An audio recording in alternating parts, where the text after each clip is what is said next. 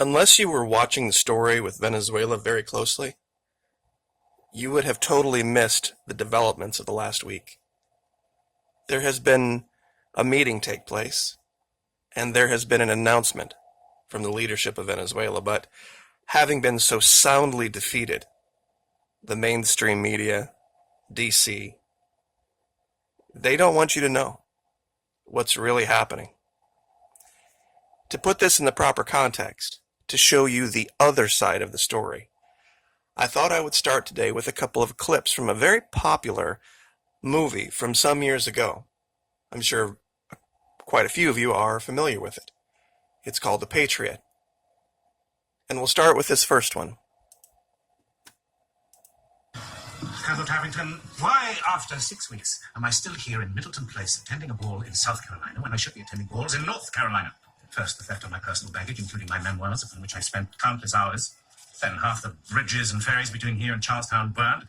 Colonel, if you can't protect our supply lines against militia, how do you intend doing so against the colonial regulars or the French when they arrive? My lord, they won't fight like regulars. We can't find them. Colonel, they're militia. They're farmers with pitchforks. They're rather more than that, I'm afraid, my lord. They're rather more than that. You see here, Cornwallis was bemoaning the bombing of the ferries and the bridges. He wasn't worried about facing them in the open field. Not having been directly involved on the ground, he had no idea what was going on.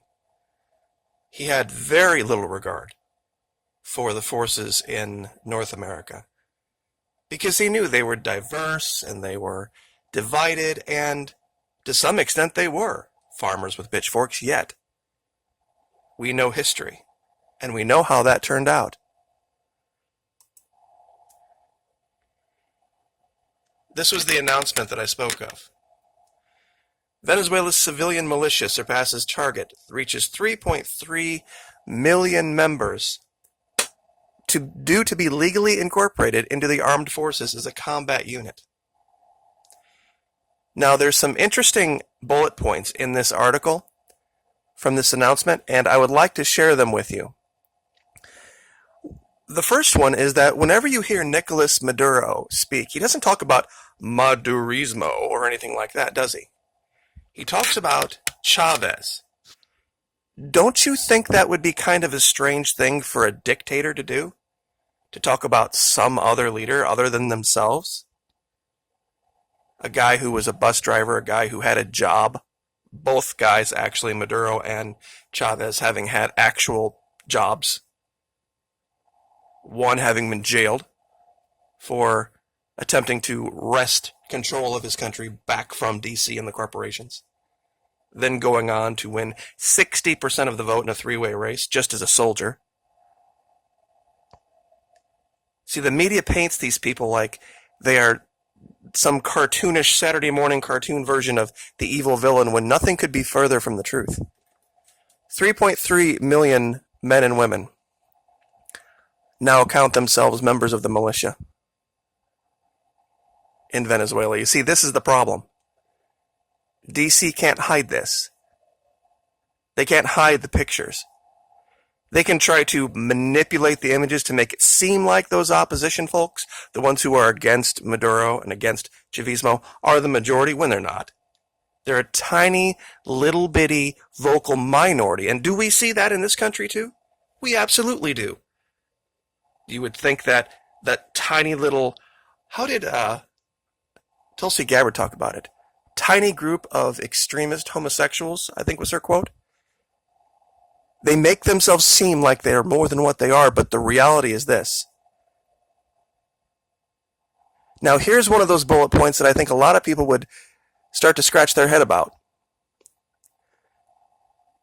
The Bolivarian National Militia is the people in arms. It is the genuine expression of a civic military union.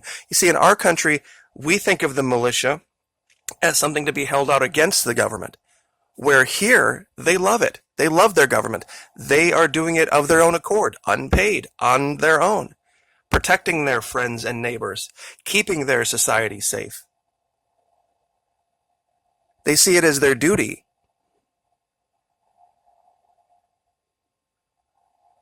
Venezuela's Bolivarian militia was formed in 2005 and granted autonomy in 2008 by Hugo Chavez.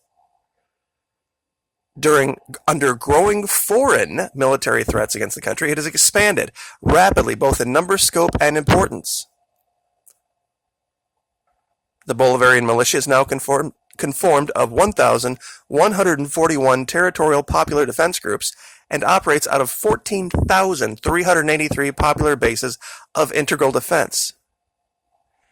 Now, 6,950 militiamen and women were deployed to safeguard electrical installations following the government claims of sabotage. Notice we don't see the power going out anymore in Venezuela. Remember the series of blackouts? Why did they all just stop? You see, the story out of D.C. was, it's because the government doesn't know how to maintain anything and they're corrupt and they're stealing all the money. Really? So that should be an ongoing problem then, right? Not so, is it? All of a sudden, that stopped. When they decided to deploy the militia to guard against sabotage, it all went away. The militia members were also charged with cleaning, maintenance, forest fire prevention in areas around the installations as Venezuela enters its dry season. This is another part of the militia that a lot of North American, sort of quote-unquote, self-labeled militia, they don't like to talk about. See, for them, going out and popping cans off hay bales and getting drunk, that's their idea of a militia meeting. Actually doing things to help the community and being part of the community and doing the not so fun, not so sexy, savory duties that a militia does, they don't like that. They don't like being held to account or having to train or keep themselves in shape or anything like that, that would require effort on their part other than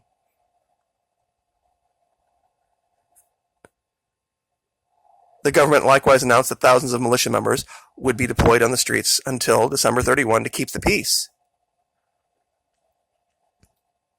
They're going to be trained in the anti-imperialist school.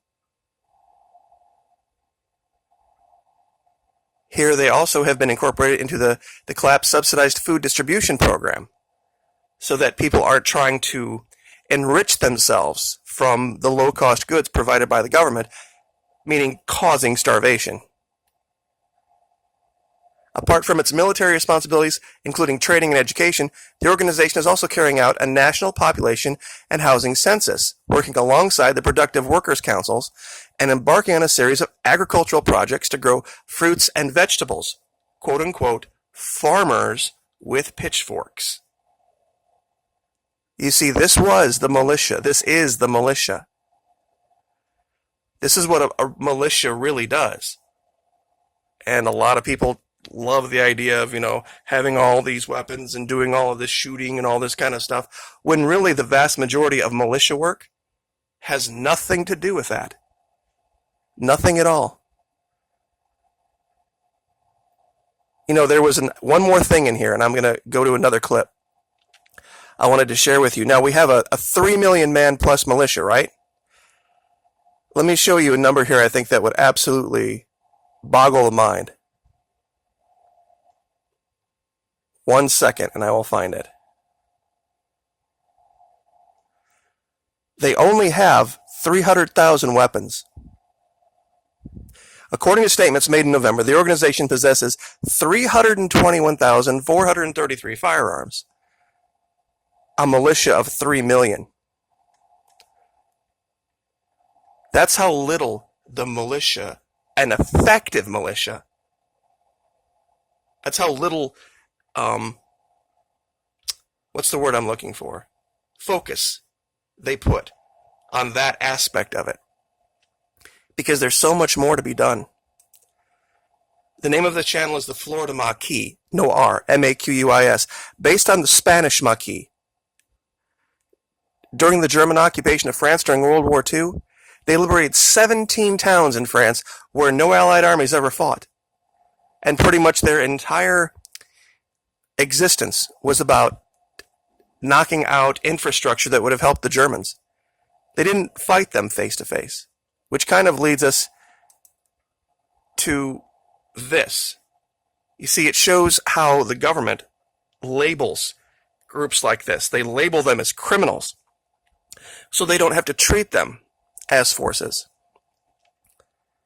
I'm going to go ahead and play this clip real quick. Now, let us move on to prisoner exchange. Sir? You have 18 of my men. I want them back.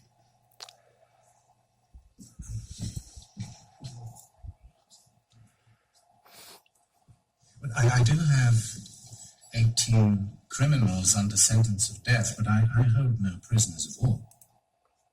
You see, and that's exactly a wonderful, emblematic moment of how DC talks about the ELN and the FARC. You see, they want you to believe that people in South America, fighting for their freedom, fighting for their independence, fighting for their national sovereignty, they're a bunch of criminals. And of course, when they attack something, it's seen as murder and it's seen as criminal activity. But of course, when the government goes and does it, it's just them doing their patriotic duty. It's all about perspective.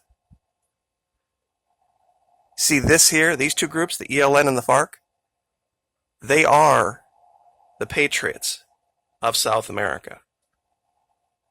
They are the groups that have done what the Ghost, quote unquote, the Mel Gibson character did. Our founding fathers did, pushing out the British. That group of people, that's who they are. And that's why they're labeled criminals. And this is one of their secrets. They're mostly women. And, unfortunately, children to some extent. But they're ready to fight, and they will continue to, and this is why DC will have to start to do things like this. The Hessian of his day, Eric Prince, the leader of Blackwater, who was just not so very long ago talking about going into Venezuela with a private army of his own and deposing Maduro, now had to sit down, hat in hand, with the vice president, Delcy Rodriguez, of Venezuela. Sit down with her and talk about things. No sanction from DC. No knowledge DC had of this. He did it on his own. Because I think he realized, he started to read the writing on the wall, that even his organization, this is beyond his ability. He couldn't do it if he wanted to. Hundreds of thousands of men and women under arms. So many more with their eyes open, watching. There'd be no way one of his groups could get in there unknown. And so now he's had to sit down and say this is the case. We all know how that story ended, though. One of our captured officers, my lord.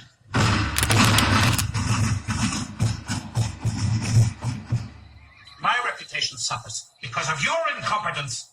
That man insults me. Quite impressive for a farmer with a pitchfork. What did you say?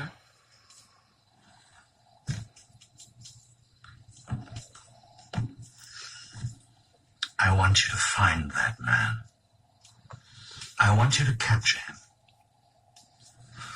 The man has the loyalty of the people. They protect him, protect his family, protect the families of his men. I can capture him for you. But to do so requires the use of tactics that are somewhat...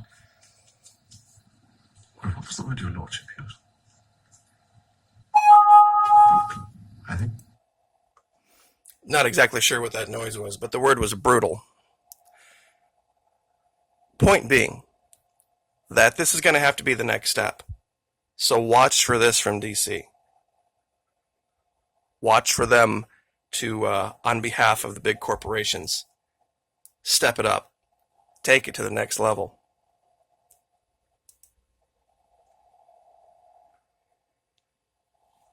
There's a lot at stake now. And after the upcoming elections, after all this dies down, that's when you should watch for it. Like, share, subscribe.